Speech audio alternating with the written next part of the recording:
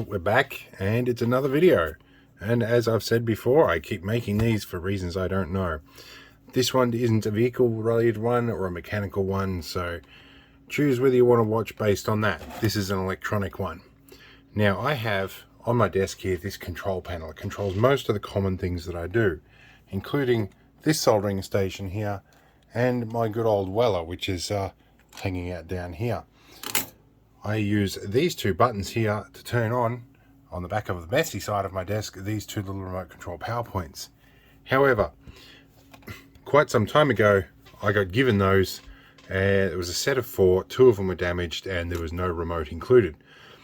So I have a new set here, and these usually have a button to turn them on and off on the actual unit as well without the remote control. So I hijacked that button straight into the back of these switches. Couple of quirky things I'm not comfortable about with. One, in some situations I have to reset them manually anyway before they will turn on, and the other, they're floating above ground with some potential to ground, and my DC system in here, which is 12 volt DC off a solar system, it does share a ground with mains ground, which is also where this guy's a problem. Anyway, I'm not comfortable with that because there is a potential that if I have this panel off to work on it, that I could get mains voltage potential or somewhere near it at some point. Either way, I'm not comfortable with that. So my plan is to rip those out, put a couple of these guys in, and wire the remote into the back of those switches. And therefore, I don't have any troubles with mains voltage potential. It is much better isolated. And they'll tend not to time out, and I won't have to reset them. Overall, it'll be a better idea, I think. But anyway, I'll have one spare. So these at the moment are push on, push off, but I can have them push on, use my reset button or my shutdown button to turn it off, and I can use the third one of these for the third power point. I've got 4 power points. Originally I had intended it to use with a built-in Arduino that's in here, but that hasn't been getting used too much. Anyway, let's get these open and see what we can do with them. First of all, I'm going to turn off the illumination on there because those globes do get warm and I want them to be cool when I work with them. So I'll give them some time. This is like the packet that scissors come in. You need a pair of scissors to open a packet to use your pair of scissors. For some reason people might want to steal them. People do steal some strange things, so I guess I shouldn't be too surprised. Okay, worst packet ever, in the words of comic book guy from The Simpsons. Right. Okay, let's see if I can read the instructions and try and make these do something that looks like working. Alright, I've got 2 of these plugged in, and so it looks like you plug them in and they go into learning mode, and then you push the desired button. So that should mean that on B should turn on my soldering station there, and A should turn on, I've just heard the relay click, should turn on my other station. I'll give it a couple of minutes for it to come up to temperature. We know that one works, so we'll turn you off. We'll wait and see if this one comes up to temp. Alright, let's unroll a brand new roll of solder here, namely because I put my other one in the workshop bag for the museum. I haven't used it since. Oh, and I realise in a previous video I redid my extraction fan, so now that works better. Let's move up, have a look here. Yes, we are indeed hot. Right, yes, and I heard the thermostat click. I was having some troubles with that the other day, so I've been having some troubles keeping this hot. I think a combination between the magnetic thermostat sticking in this, as well as the unreliable power point system I had. That's going to run that just fine. Oh, I bumped the camera, so let's turn everything off. That's going to work. So I'm going to use everything off on that one button, so I can turn everything off in one button, and I'll turn these guys on with the momentary on contact of those switches for the first 3. Alright, that will work in concept. We've got to get it wired up, so let's do that. Alright, so I cleaned my desk up last week. Can you tell? Anyway, what we're going to do, rather than pull this whole front panel off and everything, just going to snip these leads off these things completely and turf them, because I may preserve the relay in there in that nice little isolated box at some point, but for the time being that's not useful. So I'm going to try and unthread all these cables, bring them around to an area where I can easily access them, and I'm going to try and patch them into the back of the remote. See how we go with that. Alright, this must be a fairly posh remote, because the rear door is actually fully removable. We use quality golden power batteries, and we have screws in the case. Alright, well, membrane pad type remote, that's alright, a contact closure will still work for them. However, this does complicate matters when it comes to connecting some stuff to it. Let's see if we're through plated. Let's see what we can do with this. What I may have to do here is actually scratch off the side of the tracks a little bit. I was kind of hoping for tactile switches in here, but this could be interesting. At least it is marked on the board, and it looks like we are not common ground, but it does correlate with legs on this chip. So I may be able to actually very simply go off the legs of the chip. If I do that, can I hang it out the side? Yeah, there is a bit of real estate under this cover. I can afford a couple of cables coming out the side of that, so I can probably get away with that. Anyway, I've got to mark the wires that I want now. Alright, so I've got this working in a way that I can lay this membrane on and test connect things. I want to work out which switch is which, so I don't get these backwards. These are my switch wires here connected to my my continuity tester on my desk. Now this is rework station. Nope, this is solder station. Alright, so that is our soldering station. Our soldering station, I believe, is on channel A. So let's try channel B. Yep. So this is definitely channel A for that one. We're going to stick that down. We're going to tin these when the soldering iron is hot. If it is, it is indeed. So let's clean our tip. We're going to get it nice and hot here. Not quite the same airflow with this less noisy extraction system, but it is much better for filming. Alright, I'm going to trim these down and prep them for connection to the microchip legs. And now we need to probe around and find the right leg. So let's do that. Alright, this might call for higher zoom.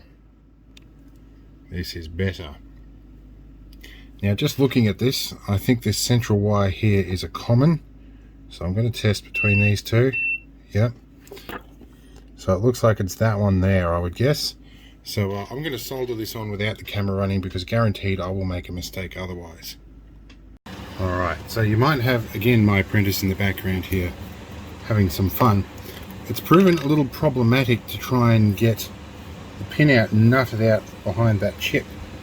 And I ripped the track pad off already. So I'm going to use a bit of acetone here. See if I can dissolve this stuff off these pins and solder it directly to the contact pads.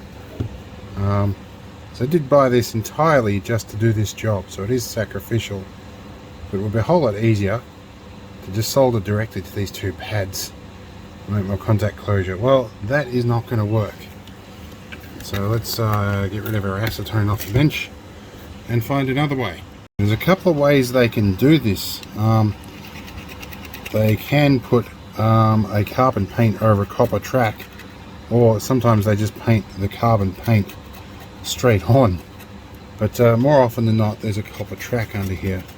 So use this little scraper here. We might be able to get into it. We'll get there, we'll give it a minute, and we'll be back. Alright, we've got some stuff scratched off the pads here. Looks a little bit like steel under there actually. But we're going to see if we can tin a bit of this. And of course this soldering iron, the Magnetic tip is playing up again. Alright, our iron is sort of heating up again. It's a really old well. It's got a spring contact in the base and a magnetic tip. And the idea is that when the tip gets up to temperature, it loses its magnetism. And that contact lets go. Alright. I may find myself regrettably using the Chinese iron. Actually, I've got another idea.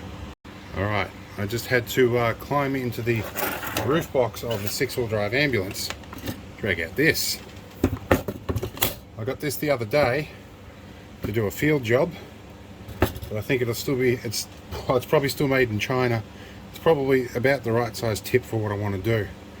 I'm going to warm you up and see if it'll do the job, and then we will fully disassemble and fix this at some point as well.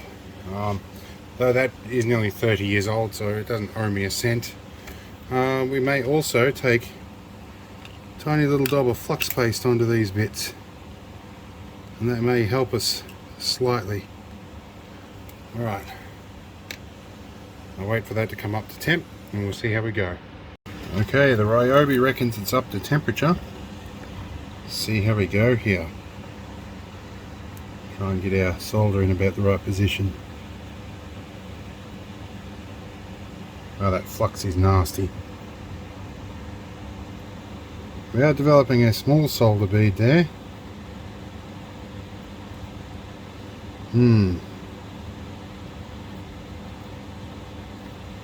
No, still needs a bit more scratching, I think. So we'll keep trying. Okay, so in this next installment of watching me butcher this remote, we have our answer in that this is actually just carbon paint. I tried to scratch a bit deeper, and we have scratched right through to the copper, or right through to the fiberglass rather. There is no copper under there. So I'm going to get some flux cleaner, clean off this board.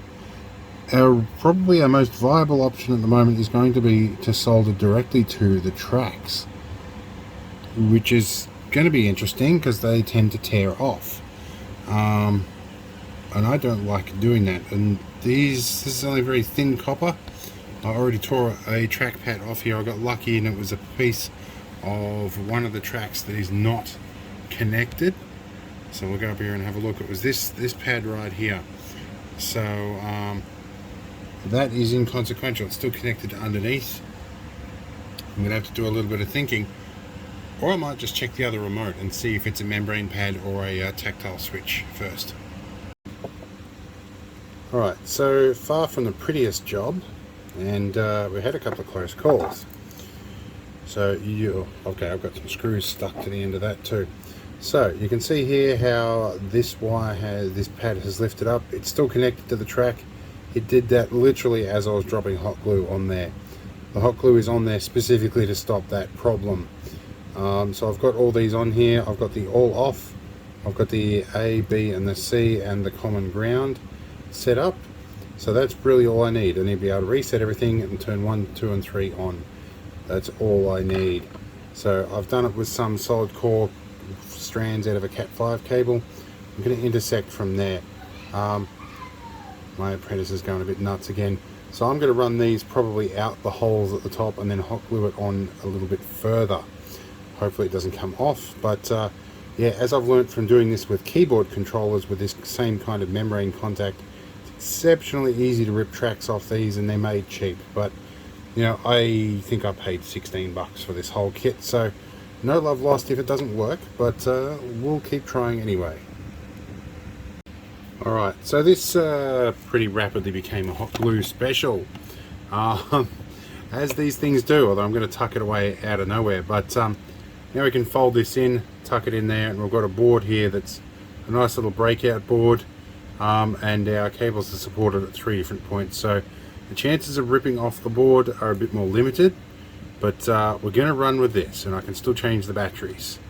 So yeah, I would have normally left the other buttons in there, left this membrane pad, but you know what, at this point I don't care. If it works, it works.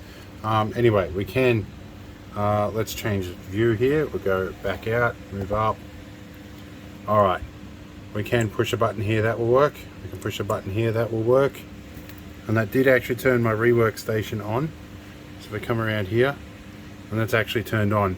I now don't have a way to turn that off other than turn the mains off, which I'll do. But yeah, this is going to work, and I don't know if I have room in there, but I can at least sit this out the back anyway. So I'm going to get this to a point where it's reasonably stable, I guess you could say. And yeah, we'll start wiring up the other switches.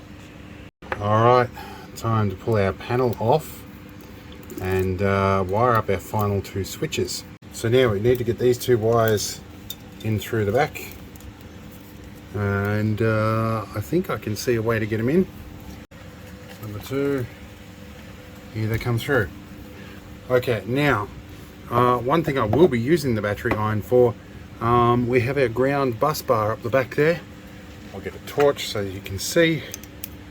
Have a bus bar up in there, and it shares, well, that's marked positive, this is our negative bus bar. Anyway, it shares common ground with mains, so using a battery iron is good. We're not going to accidentally short something out. So let's wire on a couple more switch contacts, and we'll see how we go. Alright, this little Ryobi iron's actually done a really good job.